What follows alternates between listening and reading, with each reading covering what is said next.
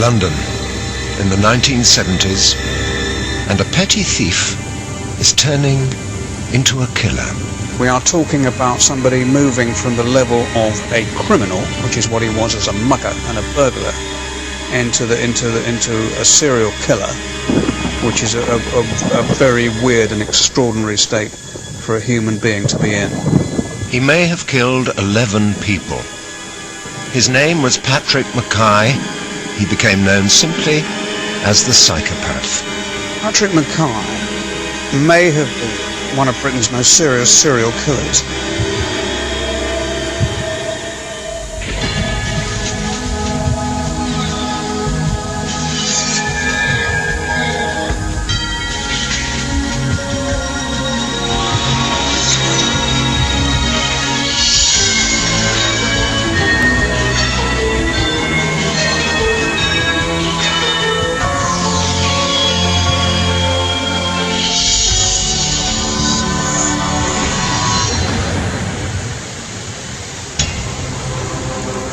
In early 1974, the map in the police incident room at Scotland Yard was clustered with red dots, pinpointing areas in southwest London where a mugger had struck, repeatedly targeting old ladies.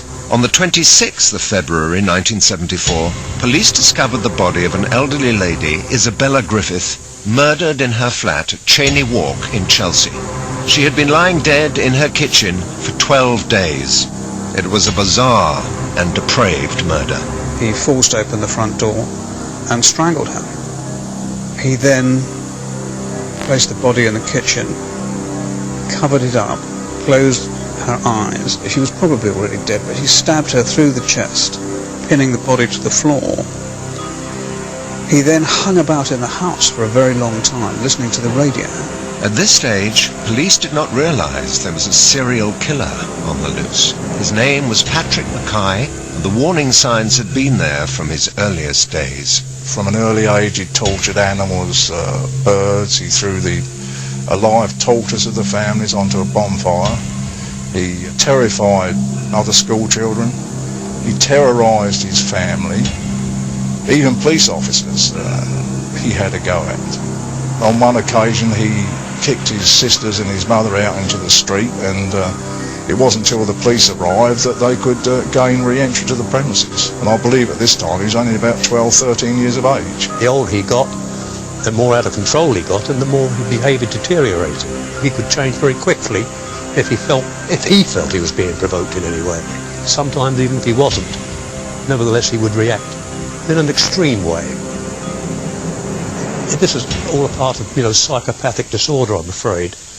On the 10th of March, 1975, almost a year on from the murder of Isabella Griffiths, the body of Adele Price, another elderly lady, is discovered in a flat on Lowndes Square in Knightsbridge. Again, there are disturbing details to this murder. He forced his way in. He strangled her. But again, he showed a very, very strange behaviour pattern by staying in the place for several hours, and indeed falling asleep in an armchair for hours with the dead body lying in the kitchen. Killing clearly fulfilled some psychological need in him. Police suspected that the same man may have murdered Isabella Griffiths. The hunt was on for a serial killer. Police were desperate to catch him before he killed again, as they feared he would. In the sleepy village of Shaw near Gravesend, Father Crean had been preparing for the busy Easter services. He was a well-known member of the community and held a strong commitment to helping the dispossessed. Unfortunately for Father Crean, he had a run-in with one of those to whom he had extended a helping hand, Patrick Mackay. The two had met whilst out walking. They became friends, and on one occasion Patrick Mackay went back to the priest's house. He stole a cheque, forged it in the sum of £80 and obtained cash over the counter of a local bank. He later appeared in court. He was ordered to pay the father £80. As far as I'm aware, this £80 was never repaid, and this led to the fatal incident on the 21st of March 1975. Less than 2 weeks after the murder of Adele Price, Detective Chief Inspector Lou Hart received a call he would never forget. My wife and some friends and I had been out to a dinner and dance at Gravesend, and when we returned home for coffee at about 1 o'clock in the morning, the phone was ringing as I came in the door, and I picked up the phone and was told about the murder, and that was no sleep for 48 hours after that. On the night of Friday the 21st of March 1975, a nun concerned about her local priest made an horrific discovery. Submerged in his bath at home lay the battered body of Father Crean. Once again, the circumstances of the murder shocked even hardened police officers. I've been to several gory scenes before, but I've never seen so many injuries on a murdered person before this. He had multiple stab wounds to his neck and to his head. The skull had actually been broken open with an axe as a result of multiple blows to the head. Even at the very early stages of this investigation, a trail of clues led to one man. Patrick had left his name and address at the local railway station when he wanted to get back to London. He'd also knocked at a house coming away from the scene of the murder. He felt dry and asked for a glass of water, which was given to him. And I also believe that he spoke to a local police officer as well, who happened to be in the area, so he was well and truly identified in the locality. It didn't need the world's greatest detective to put two and two together and put Mackay into the frame immediately. Lou Hart assigned 2 officers, Mick Whitlock and Bob Brown, to hunt down Patrick Mackay. They were engaged in a desperate race against time to stop Mackay killing again. They had just one lead.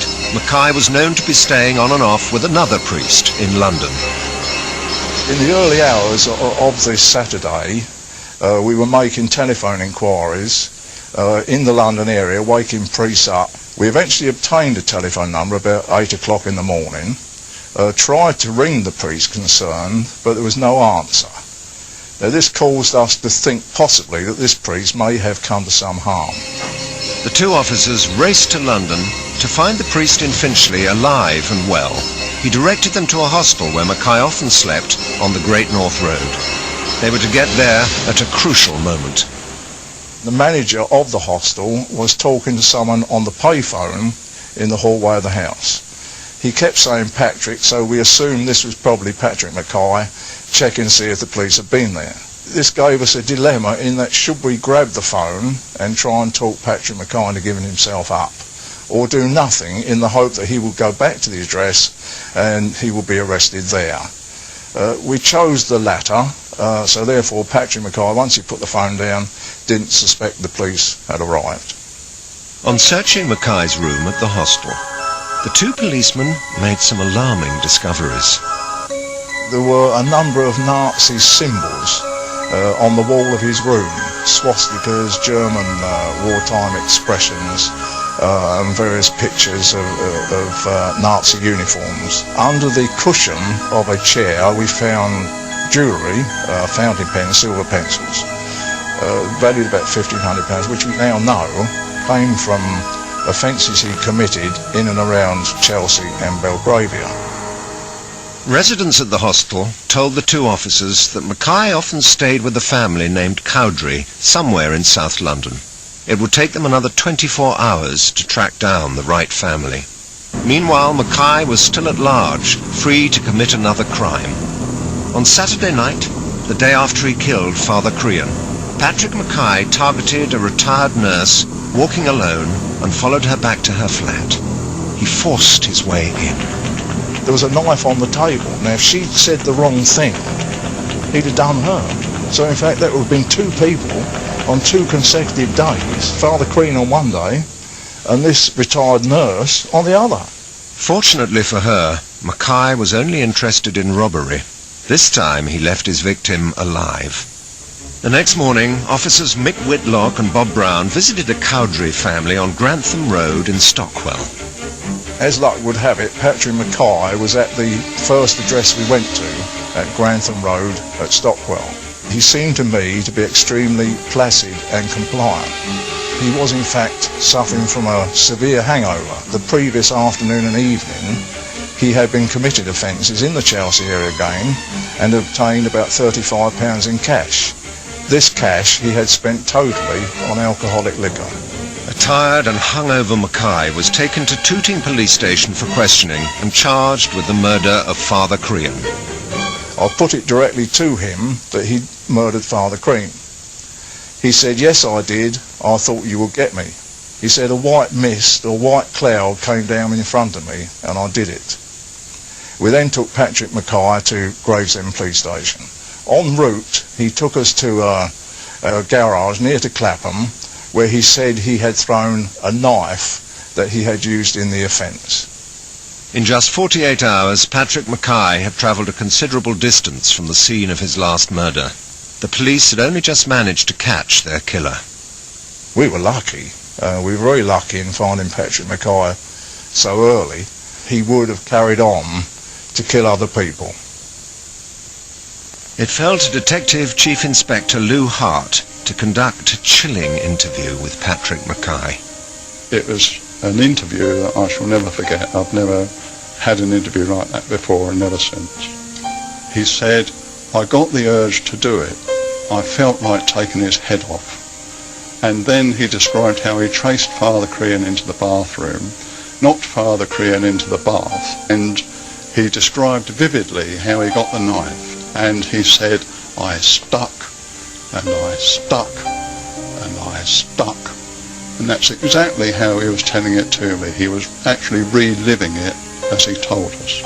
And blood made him more excited and even more excited. I felt as though I was actually sitting on the edge of my chair and that he was actually going to fly off at one of us at any moment. Even though at this stage Father Crean was probably dead, Mackay could not stop his physical assault. He picked up the axe and attacked Father Crean, hitting him on the head with the axe many times. He put a cloth over Father Crean's head because the brain was exposed by this time, and then he stood in the bathroom for an hour watching Father Crean, and he asked me, had I ever seen a body floating in water? Isn't it strange the way that they float up and then down and then up to the surface and down again? He said, I was fascinated by that, and he actually said that he stayed there for about an hour watching this. Now, it was very apparent that he was completely mentally unbalanced. Robin Clark was called on to represent Mackay, and to this very day, images of the murder scene still shock him. I found with my papers, which I had at the time, photographs which were taken of the interior of the building at Shorn, where unfortunately Father Crean lost his life. One knew that there had been a violent struggle, and obviously Father Crean had put up a fight for his own life. I didn't want to go too far in because the photographs get a bit horrific then. They're not nice photographs.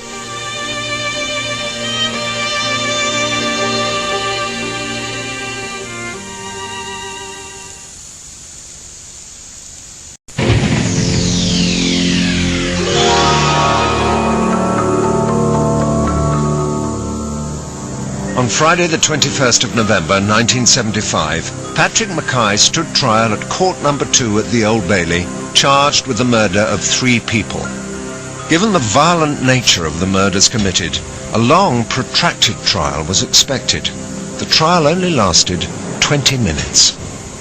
The trial was interesting, but a bit frustrating in hindsight. I used 2 independent psychiatrists, and they both agreed that Patrick was suffering from a severe psychiatric disorder, personality disorder, and that he was effectively a psychopath. The trial judge only took about 20 minutes to accept the medical reports which were before him. Patrick pleaded guilty to 3 counts of murder on the grounds of diminished responsibility, for which he received 3 life sentences. Despite his obvious mental instability, Mackay was destined to spend these life sentences in an ordinary jail. No secure mental hospital, and in particular Broadmoor, would have him. most psychiatrists accept that there is virtually no treatment for a psychopath. All you can really do is try and detect this personality disorder, which is what it is, at an early age, and put this person out of harm's way. And most psychopaths end up in prison rather than receiving mental treatment. In the run-up to the trial, Robin Clark, Patrick's solicitor, encouraged his client to compile a memoir. Many hoped these memoirs would shed light on his depraved crimes and provide an insight as to how the young and very disturbed Mackay slipped through the net. He wrote some 40-odd pages, which I've got in front of me now, starting from his early childhood and then going on to the problems he had with his father. Mackay claimed he was the subject of violent physical abuse at the hands of his father from an early age. I think when he'd had a lot to drink, Patrick writes, the memories of the war came back to him, that's his father, very strongly, and made him a very violent man towards me and my mother. Harold Mackay was violently drunk most weekends and was violent towards his wife in his son's presence, and was violent towards his son Patrick. Patrick presumably learned, observing his father, to reach for violence as a solution to any situation which he couldn't handle in any other way. Ironically, it was the death of his father in 1962 that set Patrick off on a downward spiral. Patrick Mackay being fatherless was a fairly germane part of his problem. He himself, in his rambling memoir, said that his life began to go to pieces in 1962, which was the year that his father died. Mackay's behaviour became violent and unpredictable. He stole from other families in the neighbourhood, and at the age of 13 he was institutionalised for trying to set fire to a Catholic church. The young Patrick was admitted to a psychiatric unit at Beach House. It was run by Dr. George Turl. He was referred to me as a behaviour problem, essentially. He wasn't able to tolerate frustration. He exploded and had very little sense of his own ideas and his own motivation.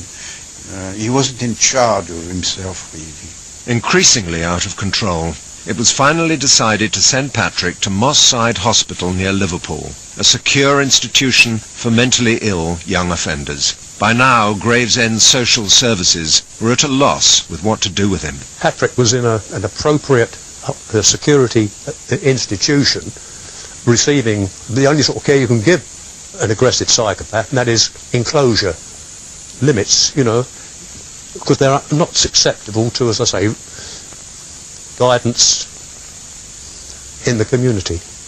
But Patrick had a unique ability to turn on the charm at tribunals reviewing his behaviour. Despite the dangers inherent in him being at large in the community, he was discharged from Moss Side on 2 occasions. On these 2 occasions he shouldn't have been discharged, in my view, by the tribunal, because it just led to more unhappiness on his part, and indeed on the part of his parents, or his parent and sisters. This chap used to go in and out of hospitals and lie low for a time, and then re-emerge eventually and commit more crimes. He worked the system completely. As early as 1968, when Mackay was only 15 years old, Leonard Carr, a Home Office psychiatrist, wrote that Patrick would evolve into a cold, psychopathic killer. Yet Patrick was able to continue evading the system into the early 1970s. The system lamentably failed to protect society from this murderous man, in spite of the fact that several doctors, lawyers, policemen and other advisors had worked out the kind of person that he was. Patrick started spending time in London, roaming the streets, drinking whiskey and taking speed. It was at this period in Patrick's life that Gravesend's social worker Jimmy Rabette had the task of compiling 6 monthly reports for the Home Office monitoring Patrick's behaviour. As the months went on through 72 into 73, frequently I wouldn't know where he was. He wasn't at home, and he was not in the Gravesend area. He became a more accomplished burglar and mugger. He just got money, which he usually spent on drink, actually hard liquor, whiskey, a lot of the time. While Patrick was evading his social worker, he was developing into a serial killer. I can't believe that I had best part of a year and a half of working, supporting, monitoring a serial killer.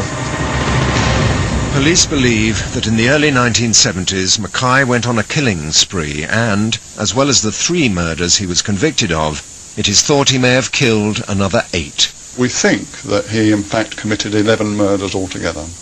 We can't say for certain, for example, that he was one of the great serial killers who killed 11 people, though obviously you talk to policemen in private, there's not much doubt in their minds.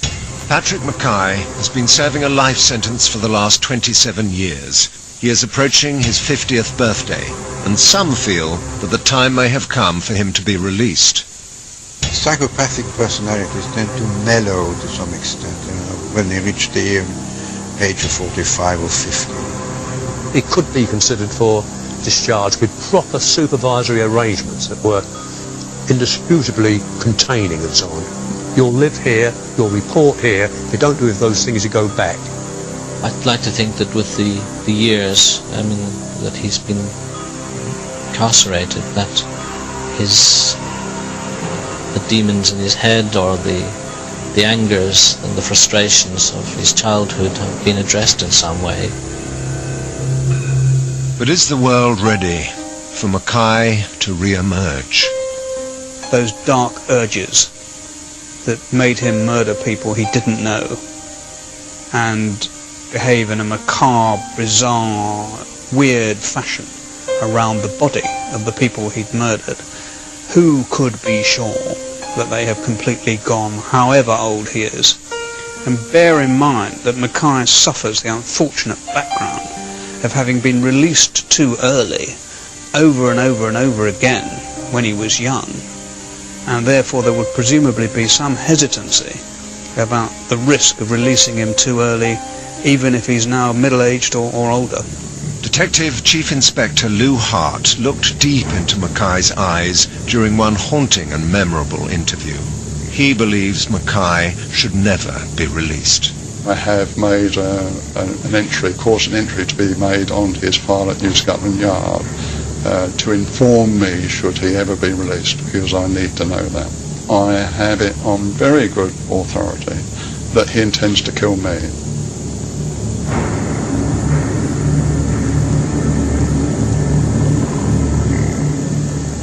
Well, starting next week, a new series that follows the accident and emergency staff of St George's Hospital in Tooting. And you can see that next Friday at 11:30.